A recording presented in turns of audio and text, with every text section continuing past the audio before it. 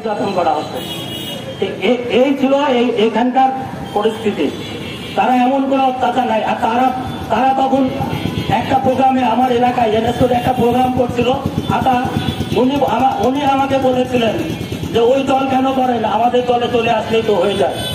উনি আমাকে এই কথা বলেছিলেন, আমার মনে আছে পরিষ্কারভাবে, কখন যে প্রোগ্রামটা করেছিল। যে আপনার মতন এই নির্যাতন, জুলুম, অত্যাচার, এই রাক্ষসী দলে আমি যাব? আপনি তো দেখেছেন 17 বছর বাইরে ছিলাম, অনেক ধরনের প্রস্তাব দিয়েছিলেন, কিন্তু সেই প্রস্তাব আমি রাজুল মজুমদার কিন্তু তখন তো অনেক ক্ষমতা দেখাইছিলেন, শক্তি দেখাইছিলেন। এখন তো আমরা ক্ষমতায় নাই, বিএনপি কিন্তু এখন ক্ষমতায় আসে নাই, আপনারাও ক্ষমতায় নাই। তা আপনারা পালাইছেন কেন ভাই? বিএনপি তো ক্ষমতায় নাই। খেলা হবে, অমুক হবে, তমুক হবে, অনেক ডায়লগ দিয়েছিলেন না। এখন তো পুলিশ নিরপেক্ষ, আমাদের সরকারও নাই, আপনাদের সরকারও নাই। এবার আসেন না বুঝতে, দেখি কেমন খেলতে পারে। এখন মাঝে মাঝে কিছু আওয়াজ শোনা যায়, আপনাদের কিছু আওয়াজ মাঝে মাঝে কিছু চামচা এখনো কুষ্টিয়াতে আছে, বিভিন্ন জায়গাতে আওয়াজ আছে, মিছিল করবেন, অমুক করবেন, তমুক করবেন। ভাই দূরে থেকেই সামনা করে ক্ষমতা থাকলে রাজনীতি কুষ্টিয়া এসে করেন।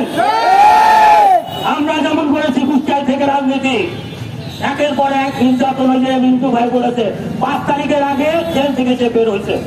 অপু ভাইয়ের বাড়িতে একদিনে 2 বার র্যাব পাঠাইছেন। তা তো আমাদের নেতা কর্মীরা কুষ্টিয়া ছাড়া হয়নি। আপনারা কেন হয়েছেন? সাহস থাকলে, ক্ষমতা থাকলে আসেন, কুষ্টিয়ায় আসে, রাজনীতি করেন। ওই চোরের মতন ইন্ডিয়াতে বসে থেকে, ওখানে বসে থেকে, ওই যে এখানে দিলে কাজ হবে না। এই জাতীয়বাদী শক্তি কুষ্টিয়া জেলা শাখার নেতৃবৃন্দ যেভাবে এই 17 বছর পরীক্ষিত সৈনিক যারা আছে, রাজপথে যারা নিজেদেরকে ফিরায় দিচ্ছে, 5 তারিখেও তার প্রমাণ দিয়ে দিচ্ছে, আপনারা দেখছেন। এই সব নেতা কর্মীর সামনে আপনাদের ওই সব লোকজন টিকবে না কিন্তু। অতএব ভালো হয়ে যান, ভালো হয়ে যান। কোন রকম রাজনীতিতে কোনো নোংরামো করার চেষ্টা করেন না। যাই হোক, আরেকটা কথা বলতে চাই। অনেক কথা আসছে, শ্রমিক দলের কথা আসছে, নির্যাতন, জুলুম, অত্যাচার। আসলে শ্রমিক দল বিএনপির উপরে যেরকম অত্যাচার, নির্যাতন, গুম হয়েছে, এরকম শ্রমিক দলের অসংখ্য নেতা কর্মীর উপরে এই অত্যাচার হয়েছে। অনেক নেতাকর্মী, আমাদের জাতীয়তাবাদী শক্তির শ্রমিক দলের নেতাকর্মীদেরকে অনেক ধরনের অত্যাচার করা হয়েছে। সারা বাংলাদেশে তাদেরকে অত্যাচারিত করা হয়েছে। এই কারণে আমি বলতে চাই যে শ্রমিকদের ন্যায্য অধিকারের জন্য আমরা যুদ্ধ করব।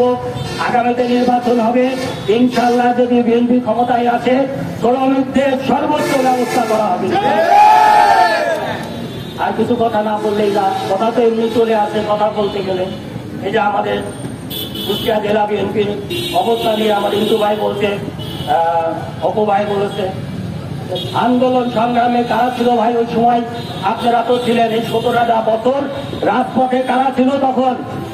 আপনারা দেখছেন।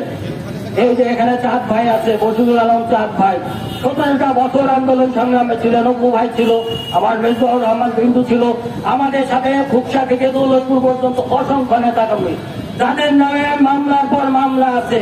কিন্তু তাদেরকে আপনি বর্তমান যে জেলা বিএনপি কমিটি আছে, আপনারা তাদেরকে পছন্দ করেন না। জেলা বিএনপির যে কমিটি আপনারা করছেন, সেই কমিটিতে আমাদেরকে রাখা হয় নাই। আবার এখন আপনারা বলছেন সাত কমিটি করছেন, ওয়ার্ড কমিটি করা হবে, ইউনিয়ন কমিটি করা হবে।